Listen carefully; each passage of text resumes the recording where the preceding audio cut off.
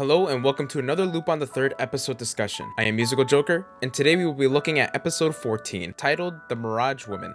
Absolutely such a great follow-up to last week's episode, where we get to dive deeper into the Reds and the mystery around Tomoe, and see Lupin take responsibility and show us a glimmer into his past. Just like Lupin, you should take responsibility too by subscribing to my channel, as I plan on making a discussion for each episode in part 6 and diving a bit deep to hopefully figure out all of the shenaniganry. Don't be afraid to say hi in the comments and tell me how you felt about this week's episode. So, to begin, we get to check up on Mattia, who was administered into a hospital thanks to the Reds RPGing a local building and causing rubble to hurt her head. Lupin isn't a gentleman thief for nothing, as he decides to unveil his true identity and apologize for everything that happened to her, despite Mattia knowing that it wasn't his fault. Moments like these make me happy to see Lupin as a man of many emotions, as we will see later, since he is so caring and compassionate despite the ongoing circumstances. As they talk, they briefly mention the mystery behind the Reds and who they are, and we see a nice tender moment as Lupin mentions he has kept all the flowers he's gotten from her, but Lupin notices something off about her compared to last time. This may be because Mattia is possibly related to Tomoe in some sort of fashion and is showing a bit of her true nature, but that is left to be seen for now.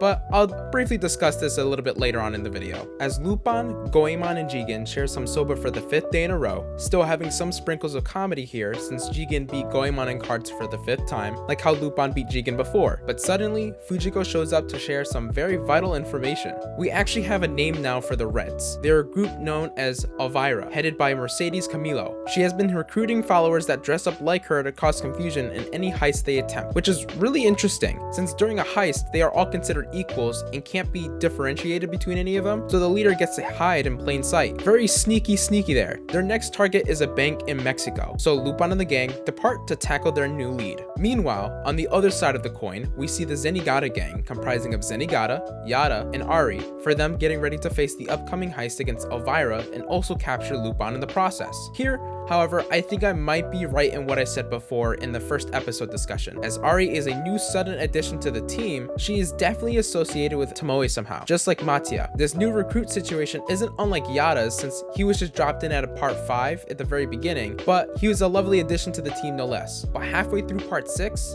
with the plot emphasizing a bunch of women, I'm catching on to your game, guys. Anywho, Lupin and the gang travel to Mexico, and as they're hiding out for the night, we get some juicy information about Lupin's childhood and who Tomoe is. So big drum roll please. And Tomoe isn't Lupin's real mom. I was half right in my speculation from the previous episode discussion, as I mentioned that Tomoe isn't Lupin's real mom and that she may be someone else that took up the mantle of his mom and is hiding her true self under a mask. I wasn't right about the fact that someone would take up the mantle as his mom. Tomoe herself is an individual person set to train Lupin and seeing if he is worthy of having the Lupin name. Lupin mentions the fact that his real mother is possibly out there somewhere, but he's unsure. Even Jigen was excited to hear more about Lupin's roots, so at least we weren't alone in feeling this way. Despite this being a really funny, small comment from Jigen, it really helps flesh out our characters and helps connect them with us, since we're just in the dark as much as they are, despite their relationship as co-workers and friends. Despite that,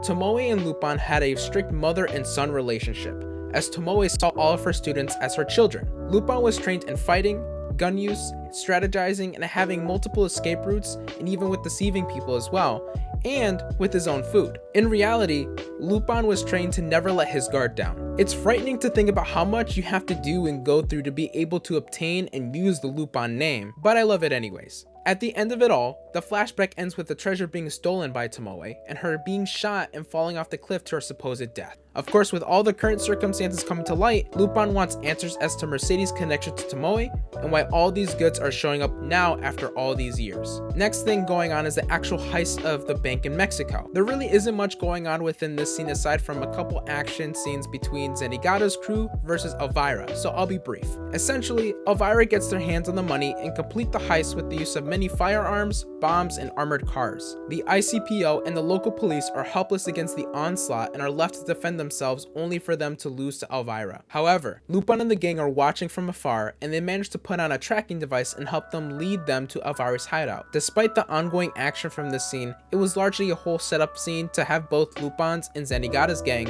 follow and capture Elvira despite the whole mess that occurred during the heist, which left a big imposing threat. Which Lupin decided to immediately disengage them and brought Elvira to their knees, as he was able to have the help of Jigen and Goemon in doing so.